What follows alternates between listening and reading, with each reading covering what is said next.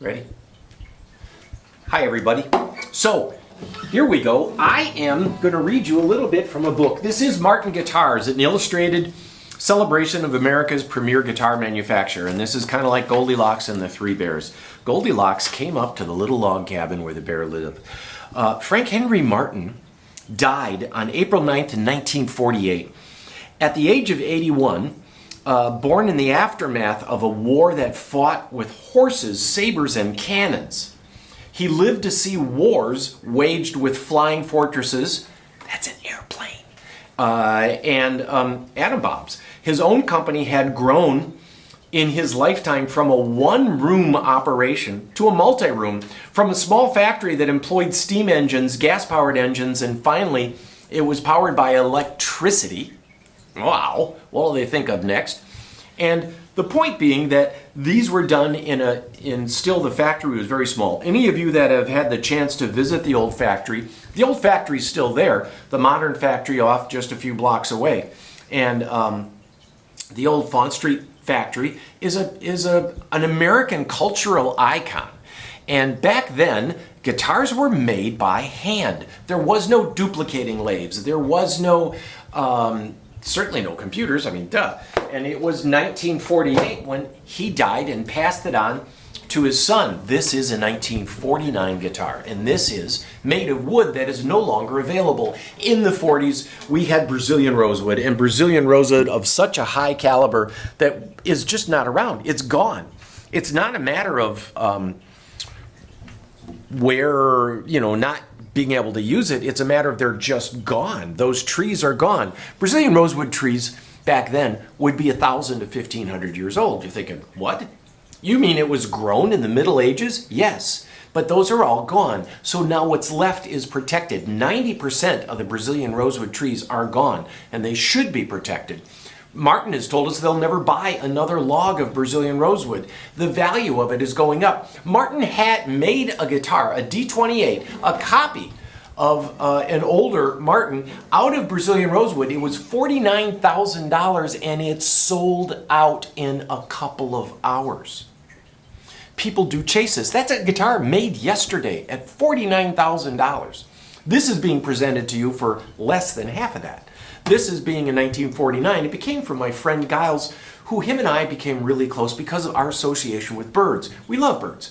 And if you come to Willie's, you'll see yellow finches out in front. We have a bird feeder, and 9 times out of 10, when you walk up, you're going to see a goldfinch, and it's going to go screaming away because you just walked up to the front door. But we like the birds.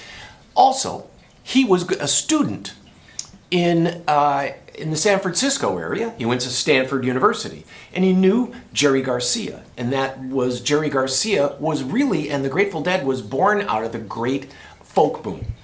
In 1958, Elvis went into the Army. In 1959, Buddy Holly had died.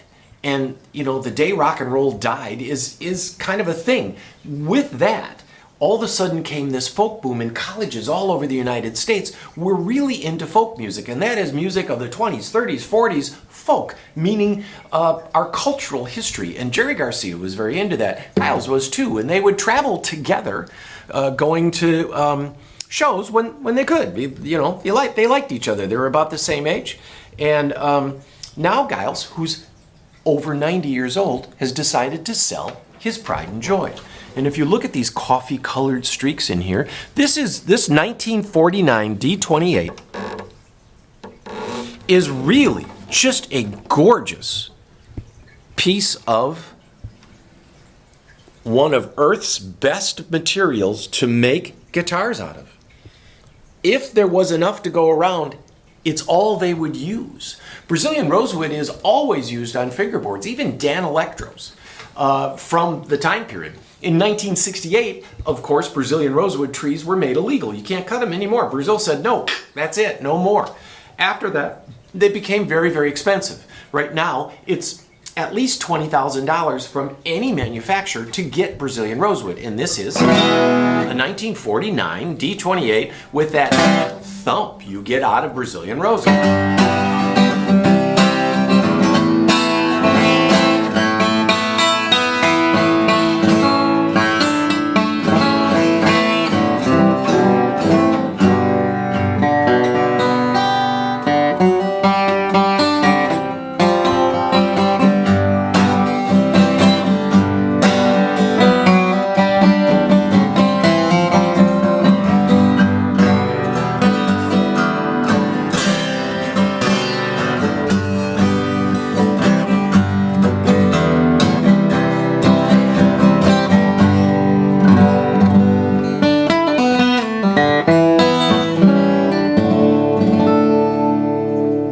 It has delicacy.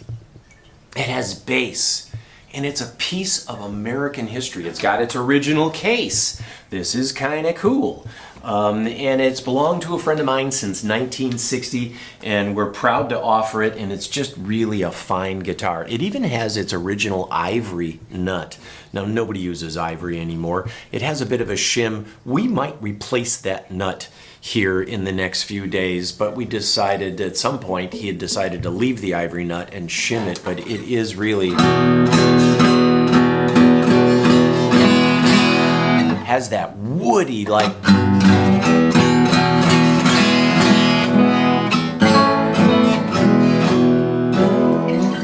anytime you can find a 40s Martin, it's really a joyful day. I'll point out there's a couple of things on here. It does have a repaired top crack.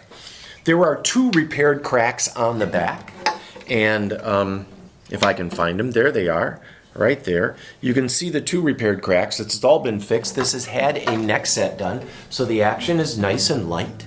It has a tall saddle here, and so there's room for it to come down. There's no reason for it to come down. It's been set up pretty well, and it's just gorgeous in its old woodness. And I'm just going to mention quickly, we do get up to 1968, there is still Brazilian rosewood guitars. We have this 1967 Brazilian rosewood D-28.